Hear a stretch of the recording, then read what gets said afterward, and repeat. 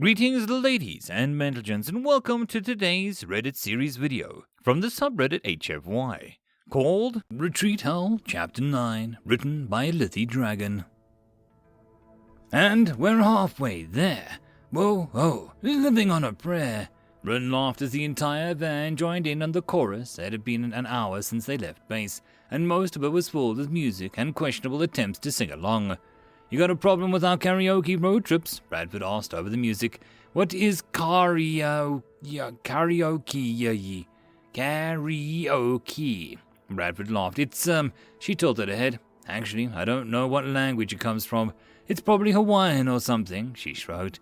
It means to sing along to music, usually without the vocals to back you up. It's a party game. Man, Aldo would have had a cow if you were here, Samson said, leaning over the back of his seat. It's Japanese, not Hawaiian. Hey, I'm not a language expert. I speak American English and, apparently, she paused, looking at Run. What's your language called? Guyani. Run replied, it's the official language of the kingdom. Guyani. Bradford nodded. I can understand Guyani thanks to some magical frickery. Otherwise, I'm a dunce with languages. I failed my second year of Spanish. Wait. The mighty Jab's goddess of knowledge and intelligence amongst Marines, who is studying for a degree as an aerospace engineer in her spare time, failed basic Spanish. Languages aren't my thing, she said, throwing her hands in the air. She shrugged, glancing to the side. I might also have only taken it as an elective because I had a major crush on Kyle Eccles. Rin's grid perked up. Who is Kyle Eccles? Bradford rolled her eyes. Some douche I went to high school with. Oh, you're not leaving it at that, Samson said, tapping her shoulder and rolling his hand in her. Spool. Fine, she sighed, and leaned back, looking past the ceiling of the van. He was a star of the track and a field team. I thought he was the hottest person ever. He really nailed that tall, dark, and handsome look, you know. Had this kind of quiet, brooding vibe, without a hint of twilight. No sparky vampires for you, Jabs? Edison asked. Ugh, no. She rolled her eyes. Go on, Samson said, putting the elbows on the back of her seat and propping his chin up with his hands, giving her an expectant smile. He was athletic and suave, and I thought that, because he did track and field, he wouldn't have the same jock attitude that a lot of the guys on the football team did. She sighed. He would look up from his mild brooding and give me a tidy smile, like just seeing me brightened his day. She shook herself. I sent shivers down my spine every time he did it. And, Samson prodded when she let the silence drag on too long. And he was a douchebag who did that to every single girl he thought he could score with. Jerk was juggling 3 girlfriends and hooked up with, or was trying to hook up with half the girls in the school. Oh, snap! Yeah, when I found out he was playing me, she shook her head. I figured out all of his girlfriends, told them, and told the other girls in our ear. They all kept it secret right until the day of the prom, after he had already spent his money on some big party reservations, when they all dumped him in front of the whole school assembly. Nobody showed up to the after-prom party. Damn girl, Samson said. You really showed him. What about you, Shields? Do you have a girl back home? No. Kowalski's got a girl in every Warhol house, Gomez said. Kowalski turned, giving him a look of fatherly pride. Truth. His expression instantly shifted to a scowl. Now shut the frick up, Gomer. Gomer sat back, grinning the smile of someone who knew what he did good. Do Kishmen even mate for life? Kimber asked. Or do you have seasonal mating cycles? Can you only mate once every 7 years, and you have to frick or you die? Edison shouted from the back seat. That's an oddly specific and no. Ren shook his head. He wasn't going down that conversation path. Marriage is supposed to last forever and doesn't always. Some people get to choose who they marry, especially in the lower class, but it's often arranged. Is there someone you're looking to marry? No. What? No sweetheart waiting for you to sweep off her feet when you come back home from the war? Bradford poked his side, giving her a sly look. No. He leaned back against his window, ears shifting awkwardly. Do you have a girl in every Warhol house? Kimber asked. No. What's the matter, Shields? Samson asked, raising an eyebrow at him. A little sensitive about your love life? Do you even have a love life? Bradford asked, trying to suppress the characteristic smirk. Ren found himself plastered to the window, suddenly at the center of the focused attention of 11 humans. Nah, man, relax, we're just fricking with you. Bradford waved at him, glancing away from the mask of a grin. Yeah, who you frick or don't is your business. Nobody cares, Sampson said. Frick knows there's enough of you that'll share, anyway. Bradford rolled her eyes. He sighed, relaxing from the windows. I felt like I was back at university again for a moment there. Ha! Bradford laughed, throwing an arm over the back seat to pat him on the shoulder. Sounds like high school drama is universal, doesn't it? Apparently, he said, tensing briefly under the touch but forcing himself to relax. Humans are just very tactile, like Dulgra. The song changed on the radio or Gomez's phone. Rin wasn't sure which, nor the significance of either. There was a short, topping beat, and then the song was immediately loud again. It's all human music this loud. No, not all of it, Bradford laughed. Some is louder, Gomez grinned, like this was an awesome thing. He put his hands to his mouth like he was holding something, closed his eyes and screamed growled into them. Rin's ears swept back flat against his skull. Are you dying? He shook his breath and screamed louder. What did they say about death metal in the screamo in the car? Shouted Kimber. Gomez stopped screaming, dropping his hands to a pout. You guys are lame. Bradford laughed, shaking his head. We've got all kinds of music, some more palatable than others. Lame. Shut the frick up, Gomer. She rolled her eyes. We've mostly been listening to classic and hard rock, but there's a whole bunch of other types of music, even other types of rock. Like rap and hip-hop, Sampson said. Country, Bella added. Rhythm and blues, Edison suggested.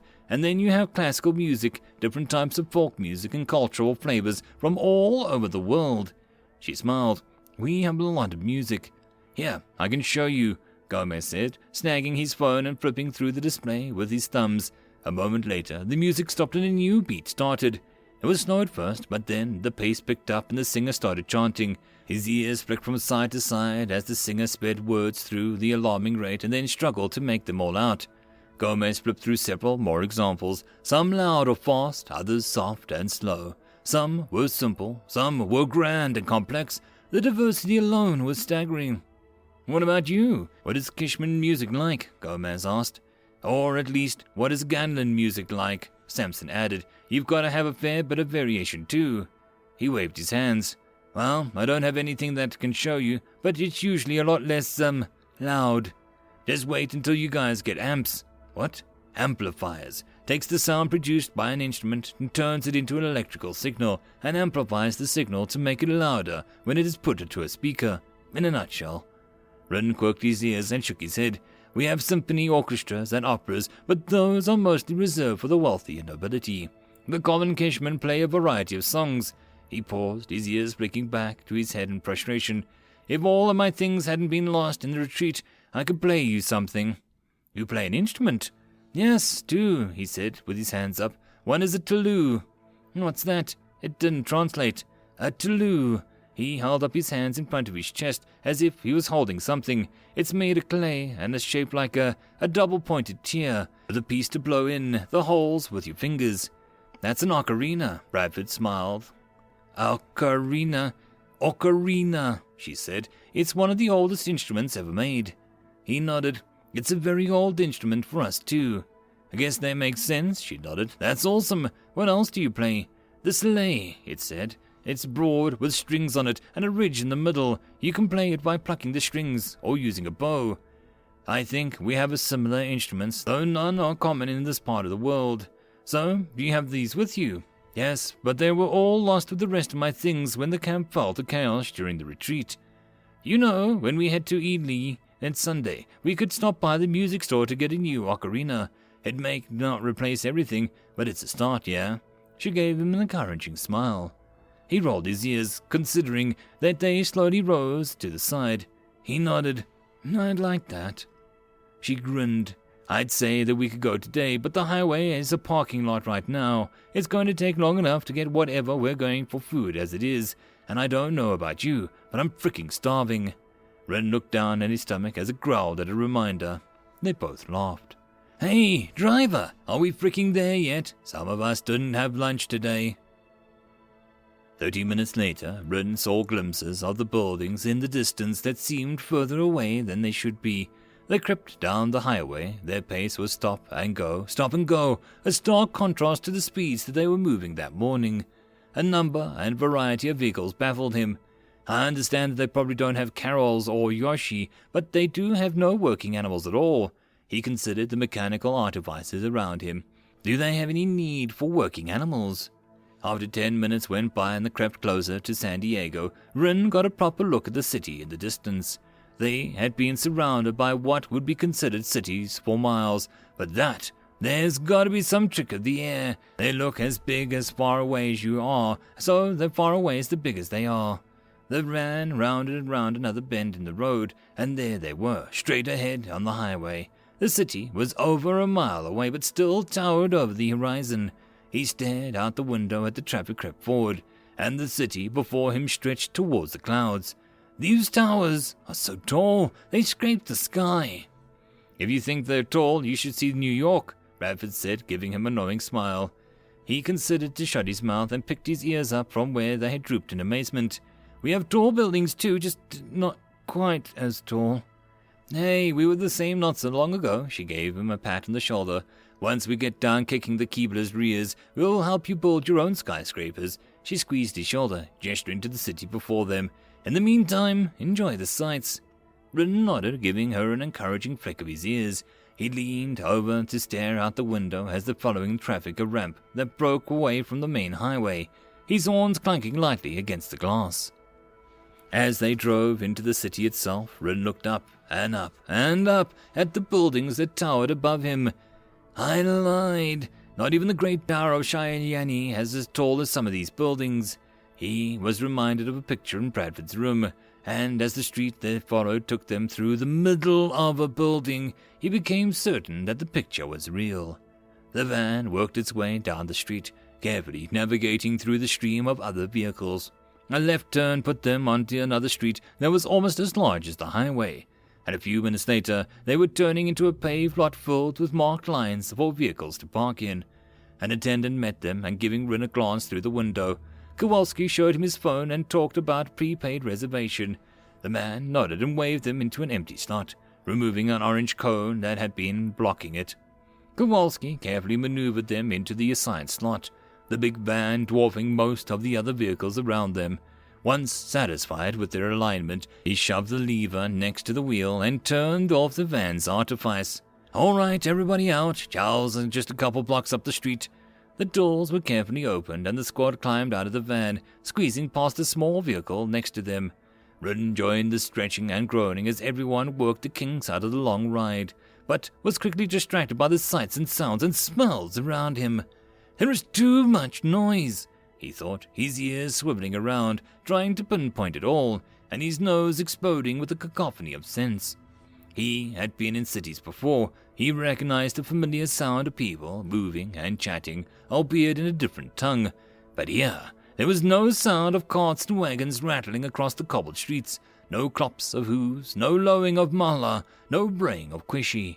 Instead, there was a rush of traffic, the sound of air that shoved aside as they moved, their rubber wheels on the road, the muttering and rumbling artifices that powered them, the loud horns that honked periodically, sometimes nearby, sometimes in the distance. An artifice roared in the distance. Rin looked up at the dizzying heights of the buildings that surrounded them on three sides, and closed his eyes. He smelled oil and tar, humans, the faint scent of stale urine, and food. He opened his eyes and his stomach rumbled, and found the humans all watching him. You ready to eat? Bradford asked. Absolutely, he said. Good, she said, stopping towards the street, because I'm fricking starving. Rin fell in beside her, and the rest of the squad formed up around them. Where are we eating, Kowalski? It's just a couple blocks this way, he said, taking the lead and walking back the way they had come with the van. This better be good, Kowalski. We've been waiting long enough, she said as they merged into the brick-paved footpath that ran along the street. There were many people walking on either side of the street, but not nearly as many as Rin expected. He flicked an ear at the cars that zipped past them in the street and began to suspect why. The people who were walking on the footpath with them quickly got out of the way. He couldn't blame them. The group wasn't exactly marching in step, but they were moving with a clear, determined purpose, never mind their physical presence. Rin saw several people do double takes when they caught sight of him, staring at him or pointing at him out to their companions so that they could stare together. A few pointed phones at him, though most were discouraged by a simple glare from one of the Marines. They crossed the 3 streets that would have been a grand thoroughfare in any Greenland city, before making the left turn immediately after the 4th. "Here we are," Kowalski said, waving the red brick building ahead of them. "La Puerta, the one of the best authentic Mexican joints in San Diego. According to online reviews, anyway," Kimber said. "None of us have ever been here before." "Ah, well, you weren't offering any suggestions," Kowalski grumbled as they walked through the open door. "So stuff it." Wren caught something surprising glances of the people seated outside. The Mexican joint looked a little small for their group filed inside, but it was still roomy enough, and it was very warmly lit. The wall to their right was paneled with wooden slats, a line of tables, each surrounded by a curving seat-back bench, upholstered in a brown leather, ran the length of the wall. Glowing, stained lamps hung over each table, and the strands of small, yellow-orange lights were strung across the ceiling. To the left was a lacquered bar, lined up with upholstered seat-back stools. The wall behind it was bare brick, covered by shelves and cabinets lined with bottles that were unmistakably alcohol, or whatever they drink in a place of alcohol. He eyed the bottles. The glass and the crystal could not be out of this place in the king's table. But here, he flicked an ear at the rows of perfectly identical bottles and turned his attention to the man behind the bar. His black hair was far longer than any of the Marines he had seen, except for Bradford, and hung down to his jaw. His chin was also covered in fur, and it completely surrounded his mouth. Do only some of them grow the fur on their face? If it's just around their mouths? Wren glanced at Miller, and for the first time noticed a faint stubble across the entire lower third of his face. Do they shave their fur off? "Evening," Kowalski said, bringing Wren's attention back to the present. The man behind the bar jerked his attention away from Wren.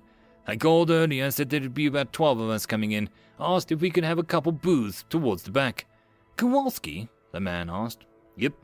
Yeah, he shook his head. "Yeah, 2 booths at the end." He pointed at the corner in the back. "Sweet, thanks." Kowalski gave him a half wave, and the squad filed out the back of the room. The booths weren't large enough for all 12 of them, but a brief discussion amongst the shuffling later, and Wren found himself wedged into the back corner of the booth next to Bradford, surrounded by Kowalski, Gomez, Miller, and Kimber. The rest of the squad packed themselves around the adjacent table. A few moments later, a woman appeared with a stack of large cards, and she passed them around. "Can I get you started with anything to drink? Or appetizers?" She stopped, staring at Wren. "Is he?" "Yes," Bradford said. "Were you?" "In the thick of it," Kowalski said. "We had to come back to Earth for official business and couldn't pass up an opportunity to show Wren here around." Bradford clapped a hand on his shoulder, giving him a light shake. "Your world is amazing," he said, flicking his ears back and self-consciously. The woman blinked. "Do you understand?" "Yeah, it's magic. We haven't figured it out yet either," Edison said, leaning over the back of his seat. "One of them cast a big spell that let us understand them, and them understand us, but only if you were in range." "He said your world is amazing." "That's, She shook her head. "You know what? I'm just going to focus on taking orders. Would you guys like anything to drink?" "Tequila," Kowalski said without hesitation. They had a brief discussion of what kind of tequila he wanted, which Wren couldn't follow, though he was fairly certain that Kowalski was flirting with the waitress. He was less certain about whether his efforts were successful. "I'll just have a Coke," Kimber said. "I am the DD." He held out a hand in front of Kowalski as the waitress moved around the table. The other Marines fished out a key and attached a pouch to the pocket and handed it over without comment. Further discussions was had about what Wren wanted to drink. The Marines were delighted to learn that the Kishman also drank alcohol, and it also decided that he should start with something called a Dos Equis to stick it with the Mexican theme. He was a little uncertain about the imbibing on this adventure, but I'm an infantry veteran of His Majesty's Royal Host. I'm hardly a stranger to alcohol. "Any appetizers?" "Eso fendido," Miller said. "For one or for the table?" "For the table." "Excellent. Oh, and how are we splitting the bill?" "Individually, but I've got his," Bradford said, pointing his thumb at Wren. He opened his mouth to object, but then closed it, his ears drooping, as he remembered he had nothing to pay with. "This is embarrassing. I need to fix this." "Anything else?" "No, that's about it." "Oh," Bradford interrupted herself, snapping her fingers and pointing at the waitress. "Can we get a selection of hot sauces? We're not sure what he can stand." She pointed at the back of Wren. "Of course, I'll be right back." He walked away. Rin was handed a card. He stared down at the alien text, his ears twisting in consternation. Here, I'll read it for you, Bradford said, tilting her own card so that he could see and read off of hers. Another discussion began on what everyone wanted to eat. The waitress seemed to know her job well because she returned at exactly the time that everyone had decided.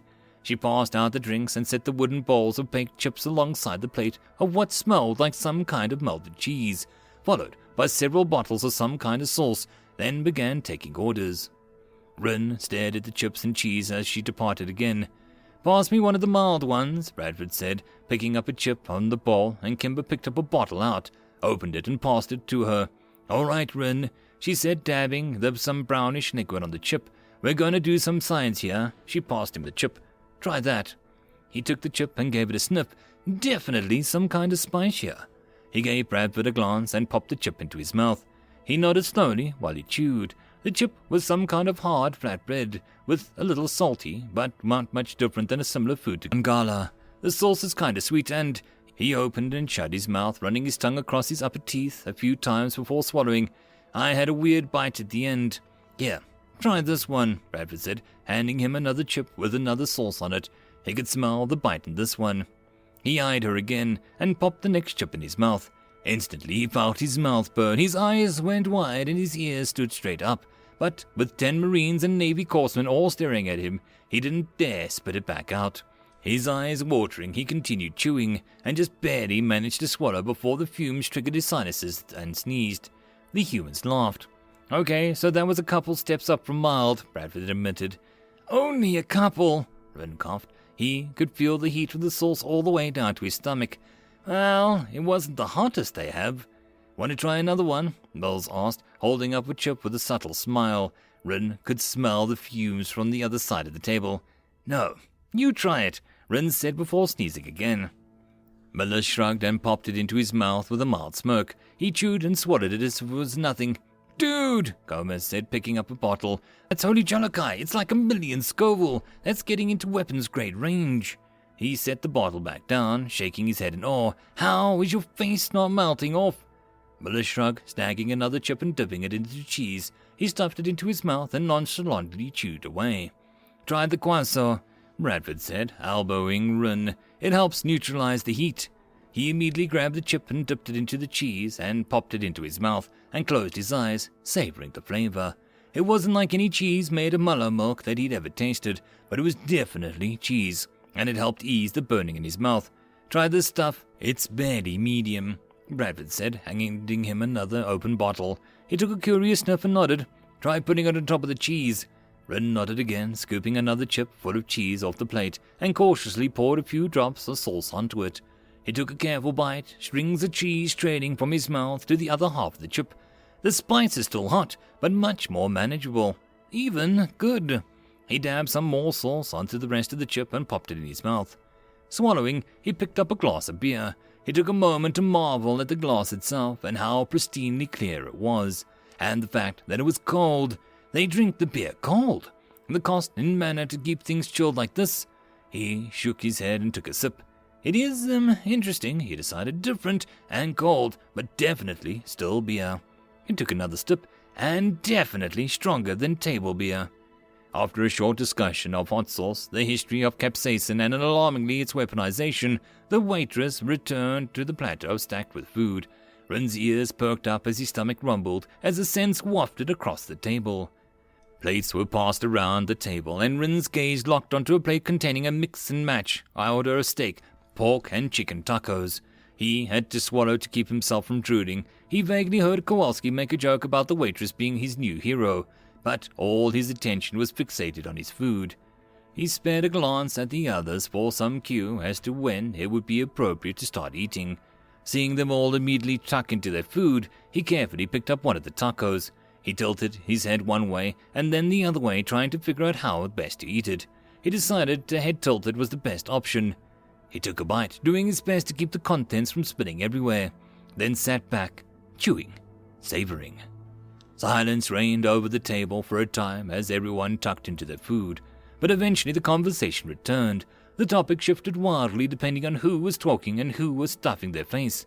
and ranged from plans of the evening to past exploits, prospects of war, and their own recent adventures. We had a layover in Memphis, but we got stuck there because of the hurricane going through it at the time, Gomez said. It was like a day and a half delay before they would let us flight through Savannah. Normally, they wouldn't have let us leave the security area, but because we have a day and a half delay, they let us leave the airport. He took a drink of his soda. Apparently humans had an age requirement before they were allowed to drink alcohol. So me and my buddy were like, we were just being gifted one last night of freedom before we spent the next 3 months in boot camp. Let's go to a titty bar. Of course you did. Bradford rolled her eyes. Hey, you can't tell me that you wouldn't go to a strip club if you had the chance right before 3 months of guaranteed no sex. Continue your goddamn story, Private. Right, Gomez said around a bite of food. So anyway, we get to the titty bar and went about as you expect. We even got a special dancers in the back room for a discount, he said, scrunching up a few fingers in his hand in the air, when we told them that we were on our way to boot camp. Everyone at the table, even Ren, shared a knowing roll of the eyes. So, we were in the back room, right? He washed the bite food down with another gulp of soda. I don't know what the frick Frankie was doing. I wasn't paying attention to him, because I had a smoking hot stripper dancing on my lap, and she was fine. Just enough chunk to have some junk in the trunk that you could hold on to, but a waist thin enough that you could almost wrap your hands around, and big old melons that felt like... He was interrupted by Kowalski reaching over Rin and Bradford to smack him on the back of the head. Gomer, we're in public. Keep it PG-13. All right, he sheepishly rubbed the back of his head. Sorry. Continue, Kowalski said, sitting back down. So, right, he took another bite. She was dancing on my lap, top came off, and then the bottom came off. He took another drink. He's shaking her ass in my face. I'm thinking about I'm going to be one of the luckiest bastards heading to boot camp. Then she busts ass, rips a massive fart right in my face. Kimber snorted into his drink, starting a coughing fit, and Bradford lowered her face into her free hand, hiding a smirk. Rin's ears shot up and swept back in empathic discomfort. Now, I grew up in a pig farm in Indiana. Didn't bother me none. I thought it was flipping hilarious, and she sat there laughing my rear off. But instantly killed the mood. She was so embarrassed she disappeared, and I never saw her again for the rest of the night. He shook his head, taking another bite. Spoiled my hopes of getting laid that night, but otherwise we had a great time, and made it back to the airport just in time to catch our flight, which got bumped up because the hurricane wasn't as bad as they thought. He sent the glass down after another drink. So after that, we got to Paris Island, go through the whole processing in BES, and of course, they keep you up a whole time. Don't let you sleep the first night. He got several nods from around the table. My buddy and I were dying because we spent the night before getting wasted in the strip club and got maybe 20 minutes out on the flight in Savannah. They finally got us to the new barracks, and then it's lights out. I dropped straight onto my rack. No blankets or nothing, just died. He took another drink. So I wake up the next morning, right? Both eyes glued shut. I thought I was freaking blind. He shook his head. Turns out the stripper's fart had been festering on my face the entire time, and when I woke up, I had the worst case of pink eye anyone in Paris Island had ever seen in 30 years. Both eyes were welded shut, and I had been guided to medical and get them uncrusted enough to open back up. Was SAQ for 2 days because of it. Jesus Christ, Gomer. Kowalski shook his head. I bet the DAs loved you, Bradford said. Oh, hell yeah. Once I'd been cleared by medical and finished processing in, they beat my rear harder than I'd ever worked before. The first day, they had me PTing in a lake of my own sweat. He picked up a bottle of Holy Jalokia and was casually tipped it back like it was his drink. The bottle glugged once, and Gomez's expression instantly changed to that of a man who knew he'd screwed up and regretted being alive. It gulged a second time before he could react. The hot sauce drizzled across his face and the table in a rush to set the bottle down. Gomez twisted away from the table and slid off the bench, falling to his knees, coughing, gagging fit. His face was crimson and covered in sweat. Rin stared in horror as Bradford quietly put the cap back on the bottle. I think we're done with this one. I don't understand what your problem is, Miller said, scooping up some of the tibbles of the hot sauce with a chip and popping it in his mouth. The stuff is good. Monster. Gomez managed to cough out. Is everything all right? The waitress asked, walking over. He grabbed a bottle of hot sauce instead of his cup. Kowalski said, "The super hot stuff." "Oh no." "Ah, can we get a glass of milk for him?" Bradford asked. "Absolutely." She disappeared behind the bar and returned a moment later with a glass of milk. Gomez took it from her and gulped it down like a drowning man gasping for air. The glass drained, he handed it back. "Thank you," he croaked, getting back to sitting back down. He immediately started shoveling chips and cheese into his mouth. A few mouthfuls and carefully identified gulps of refilled soda later, he seemed to be mostly recovered. "Well, I'm not going to be looking forward to that when it comes back out the other end. I was unpleasant enough going in." "Gomer, you're a big dumb bastard. You know that," Kowalski laughed. "Yep," he said, shoveling another bite of food into his mouth. 20 minutes later, Ryn was wobbling back in the van, stuffed with more food than he'd eaten in a very long time. Foot traffic had increased, but they were still given a decent berth by anyone they passed.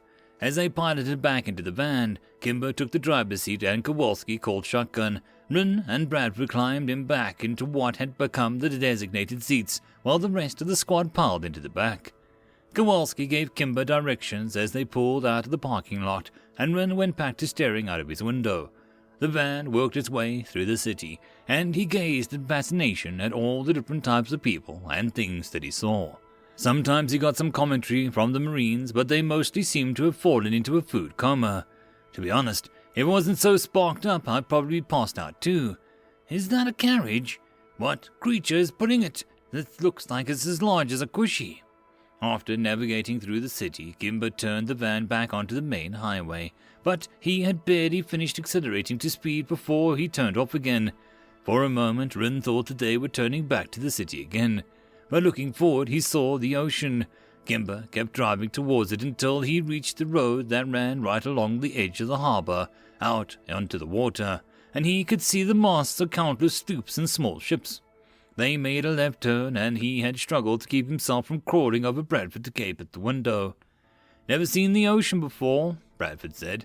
"No, not until today." He rolled his ears. "I've seen the Royal Fleet sheltered in Lake Kayagyap when we were in Yetyeshi for a while, but never the ocean." He flicked his ears back. "Never have most of the sailors in the Royal Fleet. I'd think they'd be the ones to see it for sure." He shook his head. "The elves have kept our fleets bottled up in port for years. Lake Kayagyap is a brackish lake with a couple miles above the mouth of the Yishi River. It's too narrow for the elves to get their fleet up the river, not without being obliterated by our shore batteries, but it's also too narrow for our fleet to study out in force."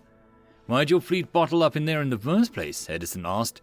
"It was where our main shipyards are, and the choice to shelter the fleet there or lose it," he growled. "Ship to ship, in a conventional fight, ours the ships are superior. They're better built, better designed, but, He nodded at the gallon of proper 3-masted frigates and the approaching. "Like your ships, ours depends on the wind for power. We don't have the mana to be able to move the ships and still fight and shield it. The elves, though, they can draw more ambient mana and stock more of it, and they can move independent of the wind. When we can catch them with their reserves are low, or their motive artifices dispelled to conserve mana, our ships have rarely lost the fight, even when outnumbered." He shook his head. "But they rarely so caught, and no matter how many we've destroyed, the ships just keep coming." "Well, good news is, that's not our navy," Bradford said, putting him on his shoulder. "Yeah, those are museum ships, centuries old," Edison added. "If you look ahead, on the right," Kowalski said, "you'll see something a bit more modern." "The USS Midway," Bradford said, with an immense, towering ship of metal came into view. "What is that?" "That is the USS Midway, a Midway-class steam-powered aircraft carrier," Kowalski said, taking on his tour guide tone once more. "Commissioned in 75 years ago and decommissioned and turned into a museum ship nearly 30 years ago." "When did you become so educated, Kowalski?" Bradford asked. "When I looked it up on Wikipedia this morning while planning the trip." "You think they just actually knew things?" Kimber snorted. The van turned right into what was obviously a parking area for the ship. Kimber slowed the van into a crawl, and Bradford shifted, allowing Ryn to crawl past her to get a better look at the window. "We haven't been limited to sail power for almost 200 years. "The Roosevelt's in port across the way," Kowalski said. He tapped Kimber's arm. "Pull around there. We should be able to get a better look at it." Kimber nodded and followed a lot around toward the piers. As the van cleared the building, obstructing the view, Rin saw the unmistakable silhouette of another aircraft carrier. I wanted to get aboard and even just next to her to show him, but there's no way the squids would let him anywhere near her. I don't have any friends over there that can maybe sneak us in. You could carry an army on that thing. Or an air force, Bradford smiled. One of our supercarriers like the Roosevelt carries more air power than many of the nations on Earth. If you're beating them with wooden sailing ships, one of our destroyers could probably take the whole fleet of them by themselves. A single carrier strike group would probably rule the seas. She snorted. Hey, they rule seas over here. They're over here, he frowned. Yeah, there's only one portal, and it's a bit of a hop from the water. She tilted her head in consideration as Kimber turned the van around. Though we could probably dig a canal through the portal if we really wanted to. It'd hardly be the biggest project we've ever undertaken. Or we could just use another portal, Edison suggested. With ocean access, if you guys make one, you can always make another. I'm not sure how eager anyone would be to have another portal pop up, Sampson said. And it would probably be the second point we'd have to defend, Miller added. Just put it far enough out to sea that the elves can't touch it without ships, and sink anything that comes close, Edison shrugged. We'd probably be able to sink anything that they've got before it was anywhere near us. Maybe, Bradford shrugged. Either way, that's a decision that's way above our pay grade. She tapped the back of Kowalski's chair. Where to next, oh great tour guide? Granada, he said, and step on it, driver. He backhanded Kimber's shoulder. There's a beach waiting for us. Okay, here's the bridge right now, Bradford said, pointing to the rising road ahead of them. Ladies and gentlemen, if you look to the right and left, you cross the bridge, you'll see the naval base in San Diego, and the mighty warships of the United States Navy, the most expensive and heavily armed chauffeur service on the planet. The first Rin thought that they were putting up a hill, but as they went over the roads and even buildings that passed beneath them, he realized that they were a long, enormous, and incredibly tall bridge. It was taller than even the Kaya-Dai drawbridge over Yishi, and we're still going up. Looking out of his window as they approached the water, he saw a great crane standing next to mighty ships of steel, larger than any warship ever built by the Kishman hands. Dozens of them moored at piers that stretched out for miles around the shore. As they reached the peak of the bridge, his ears shut up as one of those towering warships came into view and shaped stone walls. That thing just sailed beneath us! He glanced ahead as they traveled down the opposite slope. The bridge curved by design, and he could see the spindly legs that held up the great span and shaped stone. There is no way that magic was not used to create this. I'm no mason, but how could they even shape the stone? Or is it all just plastered of mortar? The road descended to the far shore, past lush and exotic trees, and into a grid-like streets, surrounded by more reasonably sized houses, though he would normally have considered all of them to be wealthy Menas and Gala. A left turn put them on a long, bustling street, split by stretches of grass and trees in the middle. Rin clunked his horns against the window again, trying to take it all in as the van crawled down the street.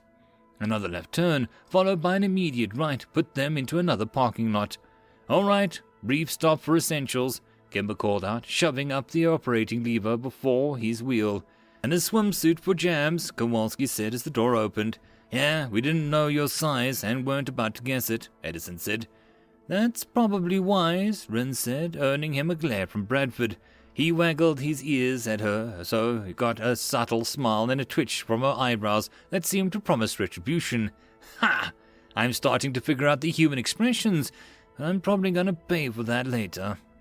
Once out of the van, the group headed into the neighboring building. Rin glanced up at the looping, swirling red script that hung above the door, wondering what it said as they stepped inside. Immediately, he was struck by a wall of cool air, and he had noticed a temperature difference when walking from the hospital to the van, and he had felt some cooling enchantments in the van, though Kimber had noted something was wrong with it, but he had honestly been too overwhelmed by everything else given it much notice. This, though, was like the slap in the face with a cool autumn breeze in the middle of summer. The air of the entire building was almost cold. Come on, said Kowalski, bumping his shoulder. Let's go get party supplies while Jabs gets her stuff. Cart? Edison asked. Cart. Kowalski said with a nod. Edison stepped over to the row of cleverly nestled carts, putting one free and spinning it around as the rest of the men fell in beside him. Bradford flicked a hand at them as she walked off on her own. "So, what do we all need yet?" Dubois asked. "Cooler, ice, beer, snacks, probably some extra beach towels." Kowalski ticked the items off on his fingers as they continued into the store. "It's like a smaller version of the MCX," Rin thought, "but with the different things and different versions of the same things." He swiveled his head around, looking for different products that he could recognize. The variety and standardization. "Why didn't we get the cooler at the exchange?" "'Cause you're all the dumbasses, that's why," Kowalski rolled his eyes. "Too busy stocking up on things that we're going to sell to the rest of the battalion," Miller said. "That too," Kowalski laughed. "Nothing like blatant price gouging to distract you, huh?" Samson laughed. "Hey, it's called supply and demand." Kowalski pulled his bottle out of his pocket and spit into it. "Ain't nothing more American than capitalism." He pointed at a wall painfully blue boxes on a shelf. "That'll do." Stevens grabbed a box and a shelf and dropped it into the cart. "Ice next? Nah, that's up front. Snacks are right here. Then we'll get the beer."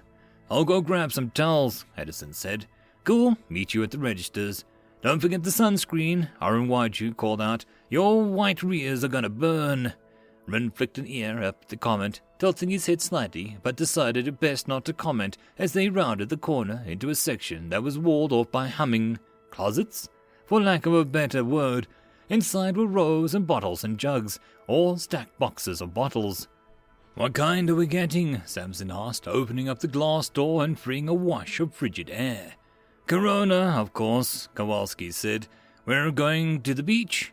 "Ah," he said, picking out a box and putting it out. "Your taste in beer is so, basic." "Hey," Gomez said, puffing his chest out. "I don't care who you are. Your favorite kind of beer is free. Your second favorite kind of beer is cold, and anyone who disagrees with that ain't a fricking man." "Damn it, Gomez," Kowalski said, smacking him on the back of the head. "We're in public. There might be kids around." "Oh, ugh," he sighed, sagging like a deflated child. "Sorry. Just watch it, okay?" "Aye, Corporal." "Hey, don't you get using my slave name when we're in Liberty." He shook his head. "Just toss another case of beer into the cart." "How much beer are we getting?" Dubois asked, casting a dubious eyebrow at the cart. "Well, I figure there is 11 of us?" He gestured to the second box Gomez was stacking into the cart, with 21 4-pack and 2 beers apiece, with a couple left over. 6 left over, Kimber corrected. "Yeah, whatever." Kowalski waved at him. "Close enough. Now, I don't know about you guys, but I ain't no lightweight. A couple beers won't even get me buzzed. But we don't want to get all plastered. Visit squeal with a chance to get us all NJP'd, and 4 or 5 will be fine." 4 or 5? That sounds excessive, but fine. "Leave it to you to figure out exactly how much you can drink without getting in trouble," Samson said. "Hey, I'm not the one who sucked down a fishbowl martini while during a handstand in a pair of bar stools. How many bottles of tequila were in that thing?" Rin eyed the boxes of beer, trying to gauge their size. On second thought, these bottles were bigger than I would have expected. "Only 1.5, Dubois said, "and you puked it all up about 5 minutes later." "Don't remember that." "Crap," Kimber said, swinging the cart around and heading back to where they came. "You rallied for 2 more jello shots and then passed out in the corner with a lampshade on your head." "Wait, the beer isn't regular house beer, and they're not talking about beer." "I still have the lampshade." "What is tequila?" "Mexican hard liquor," Kimber said, "made from the plants that only grow in Mexico." "Fun fact," Edison said, walking up a load of towels and dropping them in the cart. "According to U.S. law, tequila must be at least 80 proof to be sold in the U.S. Rin cocked an ear. 80 proof? 40% alcohol. 40%? And he drank a whole bottle, and more. He raised his ears in alarm. "How much alcohol do you people drink?" "All of it, man." Kowalski threw a heavy arm over his shoulder. "All of it." His ears drooped down as they made their way back to the front of the store. "I might not have the livers for this." Bradford had met them at the registers, and Rin had to take a few moments to inspect the inside of the icebox, marveling at the bags and bags of neatly cubed ice stacked inside of it. He had a decent understanding of the work required to keep things cool, having worked cooling spells to provide some comfort to his unit during the short-lived campaign in the tropics. before the elves had pushed them to the coast of the Branchia Peninsula, cutting off the land connections to the Dalgra. Amounts of energy they have to casually throw around if we could harness it into our mana production. Before loading back into the van, they spent a few moments to smash the bags of ice onto the pavement, breaking the cubes loose before pouring it into the cooler. They packed the bottles and the beer with more ice on top of it, plus some cokes for Kimber and Gomez, and loaded the box into the back of the van, shifting the bags of supplies that they had stocked up and make room. He settled into the van, expecting another long drive, but barely minutes after putting onto the road again, they were at the ocean.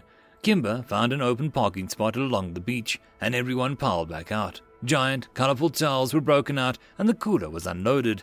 "Bathrooms are over there, we can change inside," Kowalski said, tossing a towel and a pair of shorts into Rin's face, nearly knocking him over. "Really?" He pulled them off of his head and gave Kowalski a glare before following the lanky Marine. The squad took the turns changing and watching the beer. Rin took the longest, partly because the human clothes were not optimized for his tail, and partly because he took him moments to realize that the netting inside was a special shorts was for, and that he was to replace all of his clothes with them. He stepped back out with his clothes neatly folded, and didn't even have to give the humans a questioning quirk of his ears before Samson collected them and returned them to the van. "Took you long enough, Shields," Bradford said. He turned around and his ears immediately shot straight up before he managed to control them and sweep them back down to his head. "Is that what she's wearing?" Is that bright orange two-piece garment with a band of fabric that ran from the base of her neck down to above her bottom quarter of her rib cage, then the second narrower band of fabric that started around her below her hip bones and left almost the entirety of her thighs exposed. It would be a struggle to call those undergarments. Of course, that's what she's wearing. He glanced at the other Marines and their completely exposed torsos, and the humans' shorts were all they're wearing. Even the other humans on the beach were showing an incredible amount of skin. He spotted several women who were wearing even less than Bradford. "Is modesty a concept for these people?" he sighed. "But in Karakia. So, what now?" "We hit the beach," Stevens said, grabbing 2 bags full of sealed bags. "Go swimming, crack a few cold ones, and hang out and chill, brah. There's a clear spot over there. We can all set up everything there," Kimber pointed out, grabbing one of the coolers. Alan Rawaju grabbed the other handle, and the gang stepped onto the beach. Rin glanced down at the sand, smiling as he felt the grains between his toes. He looked up and stopped. Before him lay a great body of water stretching to the horizon. He could see a couple islands poking out of the water in the hazy distance, and one of the great metal human ships, but nothing else until the water met the sky. The mighty ocean. "The water should be nice," Bradford said. "We haven't even noticed her approach. You want to go in?" His ears rolled up at the notion. "Yeah," he said. She tapped him on his arm. "Racia, last one to the water is a rotten egg," she shouted, taking off. "Hey, wait, not fair," he shouted back, leaping into pursuit. "Rotten egg!" She sprinted after her. He almost overtook her, but realized that she had been letting him catch up when she put on an effortless burst of speed with a laugh and dove into the water. He jumped in behind her and immediately came up splattering at the taste of the water. "Oh, they're salty," he thought, standing rib high in the lazily sloshing water. Bradford popped out of the water beside him and shoved a wave of water at him, sending him splattering again. He growled and jumped towards her, and she twisted away with a laugh and casually slipped beneath the water. "She moves like a Lynae eel."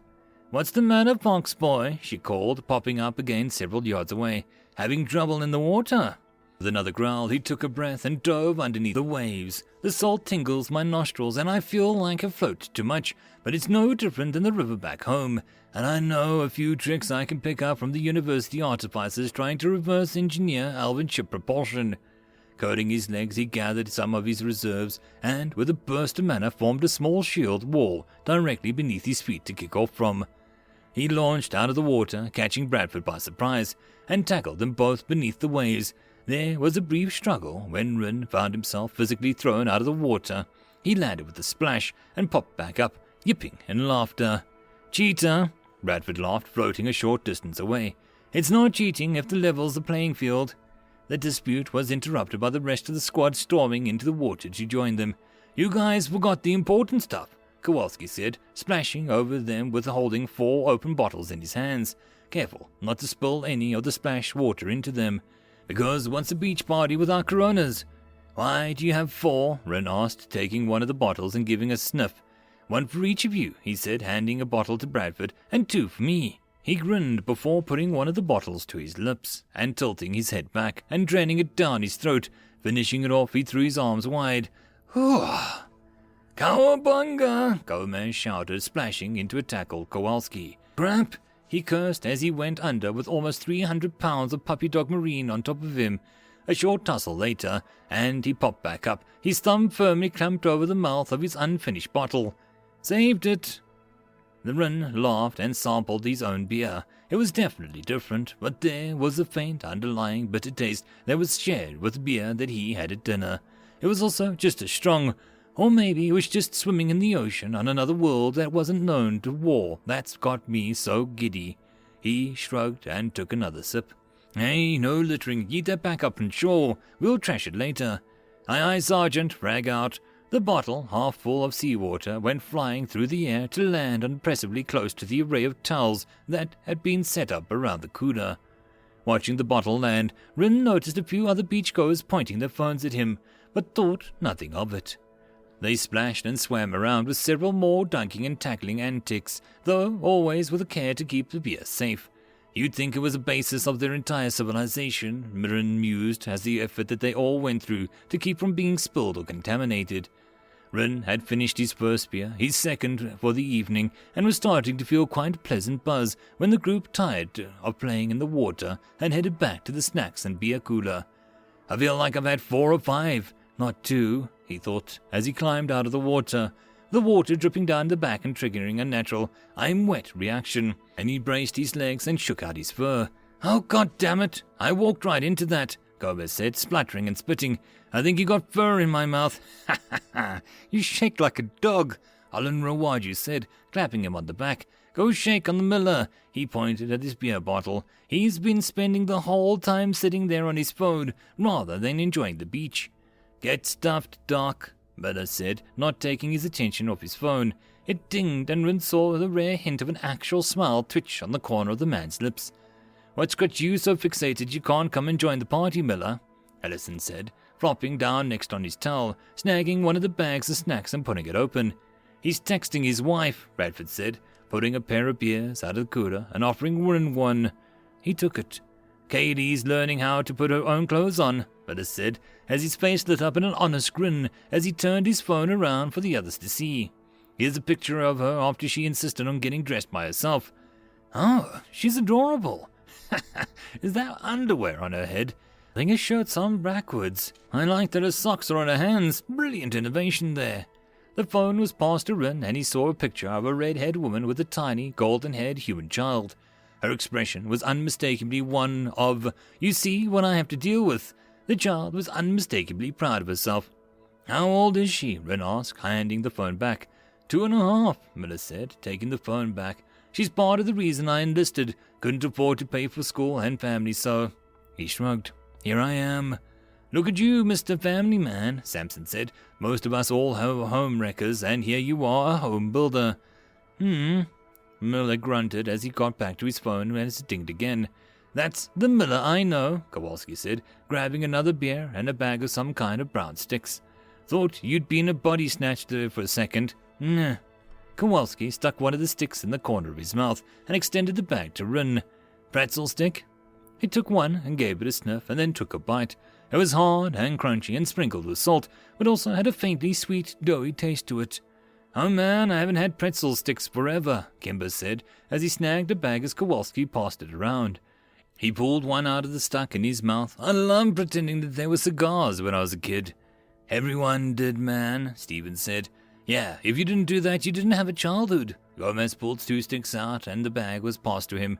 What's a cigar? Ha! We'll have to teach you what the ways of tobacco at some point, Kowalski said. Once medical types clear it, Bradford said. Yes, mother. Frick off. Frick you. You're not my type. Thank frickin' God. Do you two want a room? Shut the frick up, Gomer. Man. Kimber sighed. We used to hang out like this all the time. It was in the barracks, but everyone used to just leave the doors open and anyone would just walk by and hang out. What happened? Everyone keeps the doors shut now, playing video games, Samson said, rolling his eyes. I don't know, man. I started keeping my doors shut after the Grey Taser party, Kowalski said, swinging another beer. Oh, man, I remember that one, Kimber said. Dude, what the frick, Samson laughed. Gay Taser party when Kimber and Coulson and that craphead Iggy from the 2nd platoon all decided to wrestle me awake. But while they were stripped in their skivvies, and it took a fricking taser to keep them back. Wait, you have a taser in the barracks? Bradford asked. No, Kowalski said instantly. Bradford gave him a sidelong glance, but decided to drop the matter in favor of swigging her beer. Run quirked an ear, opened up the mouth and asked a question, then shut it again. I'm always asking questions. A taser is a non-lethal weapon, Edison said, giving him a knowing smile. It zaps someone with electricity to stun them. Some were more powerful than others. Electricity. Run sounded out the word. It's what almost everything we have runs on, Bradford said. Basically, it's harnessed lightning. Run's ears shut up. You captured lightning to power your artifices. She laughed. Yeah, in a way, but not directly. We make our own lightning to power our stuff, Edison grinned.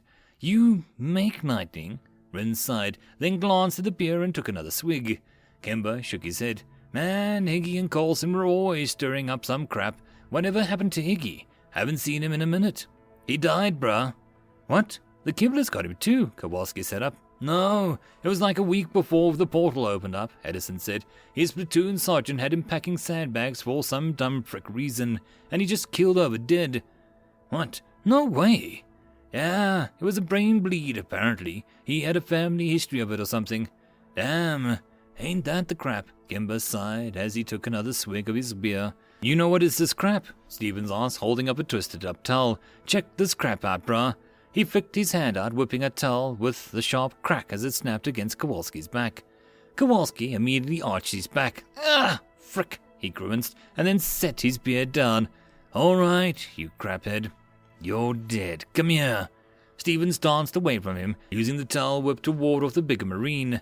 Moments later, the rest of the squad was up, and spent the next 15 minutes chasing each other around the beach with raging, snapping towel battle. Ritten stayed put, watching them as he munched on a bag of thin, greasy, salty chip things Edison had handed him for safekeeping.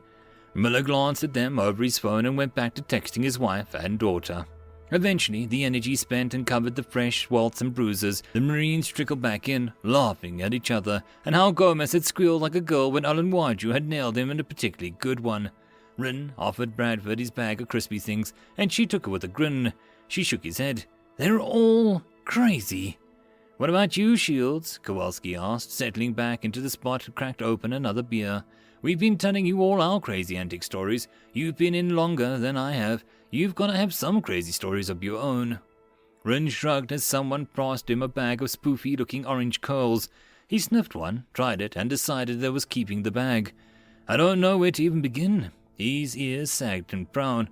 We haven't had a whole lot of time for crazy antics. He popped a few more poofy curls into his mouth, considering he's chewing and swallowing. Keck was always up to something, though. He snorted. There was this time he stole the Lion Commander's gambeson and dyed it purple, he chuckled. Commander Shinyu was furious. It was a very unflattering shade of purple. He had the whole line marching in circles of full armor and parade pikes for a week afterwards. He cocked his head. I still don't know where he got the dye, but, of course, he roped me into it, and I had to spend 3 hours soaking the gambeson with him in the middle of the night. I damn near exhausted myself spinning the artifices to dry it out so that he could slip it back in the Lion Commander's tent before sunrise. Ha! Keck sounds like my sort of guy. Kowalski grinned, taking a swig of his beer. Bradford shared a distant smile at the rest of the squad voiced their agreement and set her beer down to pull another one out of the cooler. Yeah, he was a character. Rune swallowed the final mouthful from his bottle. His ears twitched and he smiled. You know, he managed to take a crap in the Lord General Youngry's personal latrine 3 times, and never got caught. Sticking it to the sirs like a champ. Gotta meet this guy. He's dead, Ren said, his ears sagging as he drooped his empty bottle into the sand next to the spent pile. He died finding the gem blades that was about to kill me when you all showed up. Bradford leaned over and handed him a new bottle. He took it without hesitation. Crap, man. Sorry, Kowalski said, and instantly contrite. I don't mean to, He turned away, giving the ocean a long, haunted look and sighed. To Keck, Bradford said, raising her beer in salute, and Iggy, and Coulson, and all the other crabheads who will never share a drink with again. To all the crabheads, Kowalski shouted, and raised his own beer. Rin raised his own bottle and tipped it back and drained most of it in one go. He set the bottle down with a belch and pummeled for the bag of orangey curl puffs.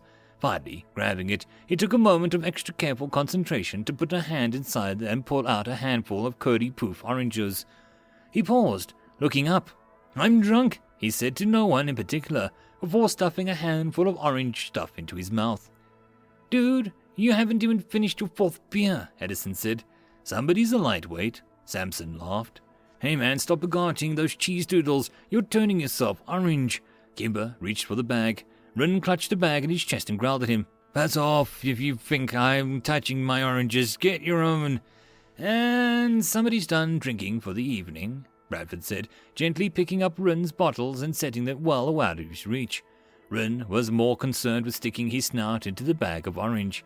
Somebody's going to have to take another dunk before we go back into the van, Dubois said, shaking his head. And hit the showers hard, Samson said. He's got so much salt in his fur, he's almost looks like a badger. Hey, we should get the group photo before it gets too dark, Kimber said, and before the bogata of cheese doodles over there gets himself cleaned up. Rin stuck his head further into the bag, licking the inside to get every last bit of deliciousness that was the cheese doodles. With the bag on his head or not? Bradford asked. What do you think? Kowalski said. Very well, she laughed. All right, everyone gather around. Samson shouted and waited for a moment where Rin could sense the rest of the squad clustering around him, but he was more concerned with finding the last traces of the doodly goodness. Excuse me, sir, do you mind taking a group picture for us? Yeah, sure. Hey, yep, long story, but we got the Liberty break, and we're milking it for all it's worth. Cool. All right, so, how does the... there it is. You all ready? Hey, Shields. Rin turned his head towards the sound. No, the other way. Rin turned his head the other way. There. Hold it there. He cocked his head in confusion. Perfect. Quick, take it now. Rin heard a couple snappy clicking sounds while everyone around him said cheese for some reason. All done? Yep, sweet. Perfect. Thanks, man.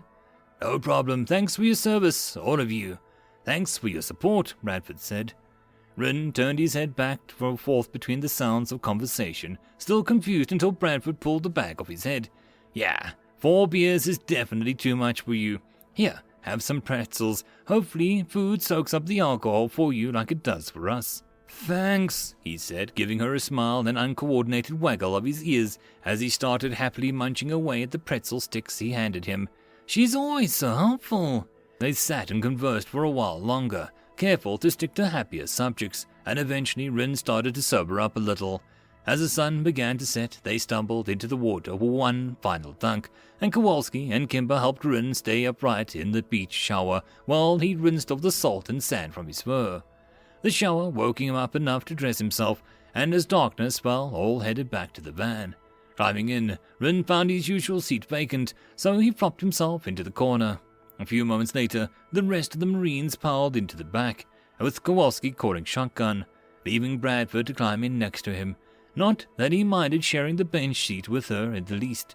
Kimber was a much less aggressive driver than Kowalski, and the ride back to the portal was much smoother than the rest of the trip. Thoroughly exhausted and still quite tipsy, Rin leaned back in his seat with a sigh. That was fun, he thought as the street lights around the van dimmed. He was out cold before they even reached the bridge. Rin was jostled awake by some time later by the van carefully bouncing over a rough dirt road and a faint green light outlining the edge of the portal looming above them. A stirring on his shoulder drew his gaze to the right, and he woke up enough to realize that he and Bradford were leaning on each other and they had locked eyes with her. They shared a quiet look before reaching a silent agreement to awkwardly ease away from each other. That was terribly inappropriate, and I had way too much alcohol. He thunked his head against the window. Bad thoughts, not appropriate. He leaned his face against the glass, finding it pleasantly cool, and was just starting to drift off again when the van jerked to a halt. "All right, ladies, we're home. Everyone out, and don't forget any of your crap." There was much groaning and stretching as the Marines roused themselves from their own naps and oozed their way out of the van. Rin joined in the unloading of supplies and was amazed at the quantity that they'd all purchased. "This is all for you." "Oh, no, a lot of this we're going to sell to the rest of the company," Kimber said. "Once we get properly deployed out in the field and they can't just hop back in a van and make quick trips to Walmart." "Well, the exorbitant markup, of course," Kowalski grinned, giving him a wink. "I've seen guys pay $20 for a can of dip in the deployment." Rin nodded in understanding. "There are times I would have paid a month's salary for some popular Helia back at home." "See, I told you he'd get it," Kowalski said as they carried their haul into the tent. Kimber hopped back into the van and drove off. Returning to his bunk, Rin decided that he would probably stow his things in the morning and set them under his cot. He stripped himself down to his skivvies, but retained enough sense of propriety to put on a uniform t-shirt back on. The rest of the squad started settling in around him.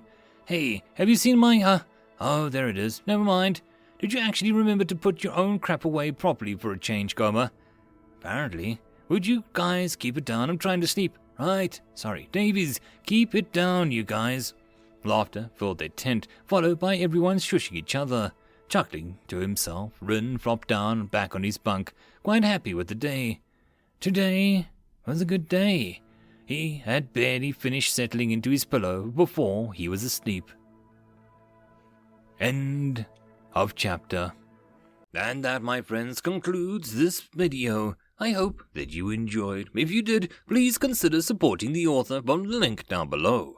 Otherwise, if you wish to support this channel, there are numerous ways to do so, like liking, subscribing, and possibly even becoming a patron. Otherwise, the easiest way would be to share. And until the next video, I hope that you all have a good one, and I'll see you then. Cheers.